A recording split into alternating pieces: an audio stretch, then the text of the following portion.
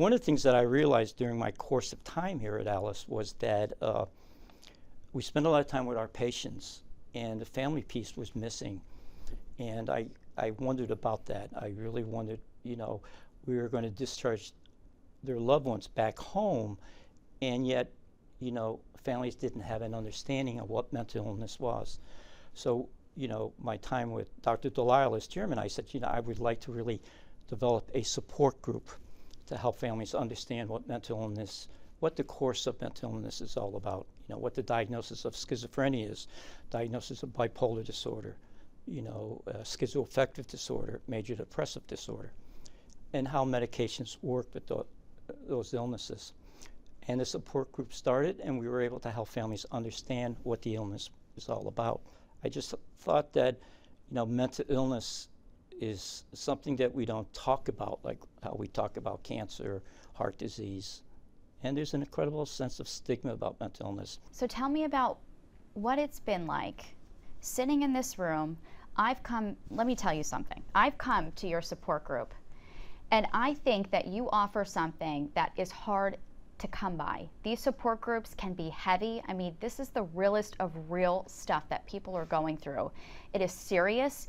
It is life-changing. It is uncomfortable to talk about. People come here during a time of crisis in their family. How has that been for you? Does that weigh on you sometimes? Well, yes and no. The way I look at it, like what happens in this room is kind of a healing process. Families come with this incredible burden of what mental illness is and how do they understand it. And it's a place for them to kind of talk about their own feelings about having a loved one around this disease and how it affects them. We had a family member who used to come to group all the time. She could never use the word mental illness. There's something wrong with my son, where she got herself so worked up that she ended up in Albany Med in ICU because she had a heart attack. The stress of this illness, really, it's a family illness. I think that's the best way to put it, family illness, because it impacts everyone. And I always say that this is not terminal. This is a lifelong illness. So the family members, this is something that they have to contend with.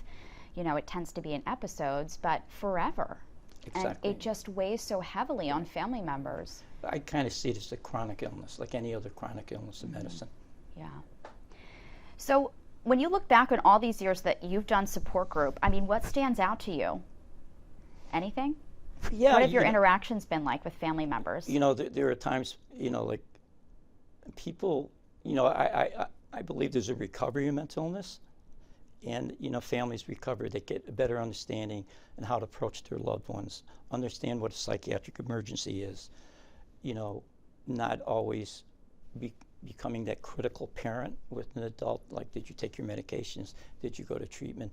And what's really hard is when we have younger people, like 19, 20 years old, newly diagnosed, moms and dads want to hover around them and make sure that they're okay.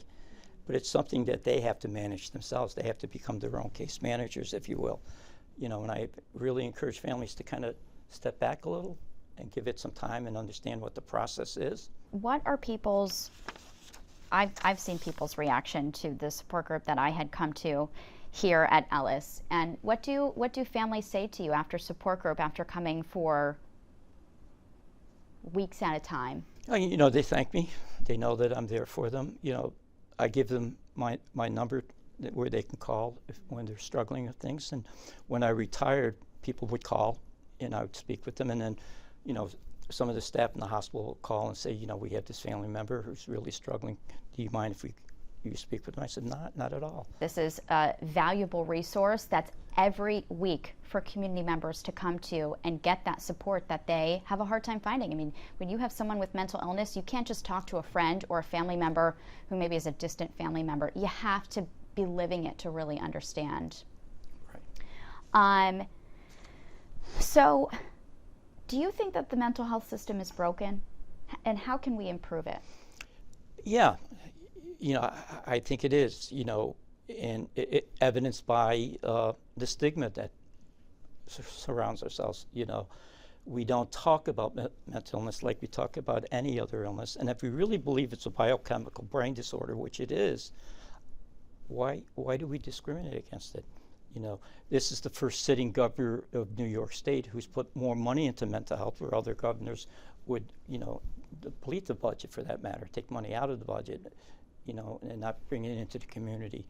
I mean, we really have to really talk about what community mental health is and how we get the help that people need. You know, our emergency room is filled with people, you know, and right now one of our adult units is closed, and we have, you know, an 18-bed psychiatric unit up here, but downstairs in our crisis services, we're sending people to other hospitals because we're at capacity here. So those type of things are real. How do we deal with that? Yeah. How do you think we can improve the system? That's Number one comes to mind is money. Yeah, exactly, Money and funding. That drives everything. But that funding, what do you think we could put that toward to make it better? You know, the state has been really good with mobile crisis. You know, I guess the question would be, what is the role of outpatient mental health? How do we, you know, manage people in the community? The hospital can't do everything for the person with the illness. The community has to rally around that, more community resources.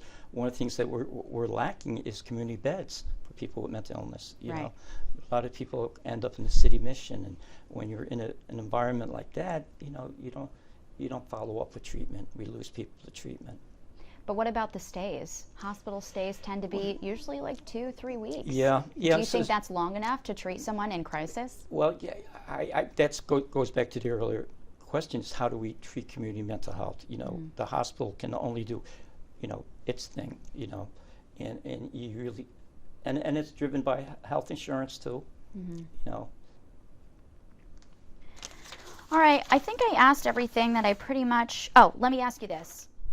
Final question. What would you say to a family who is struggling with a loved one with serious mental illness and doesn't know where to turn? Come to Ellis. Come to support group? Yeah. It's amazing. But 7-8 years ago, I had a family who drove from Kingston to come to the support group because they heard about the Ellis support group. They would come to group, spend a night in a motel, go home, and come back for a while. Wow. Yeah. That says something. That must make you feel good. Yeah, it makes me feel good. It makes, you know, I'm a firm believer of this hospital, and it makes the hospital look good. You know, that we offer, you know, psychiatric services is an important entity of this hospital, just as cardiology, neurology. I want us to be on the same playing field as those folks.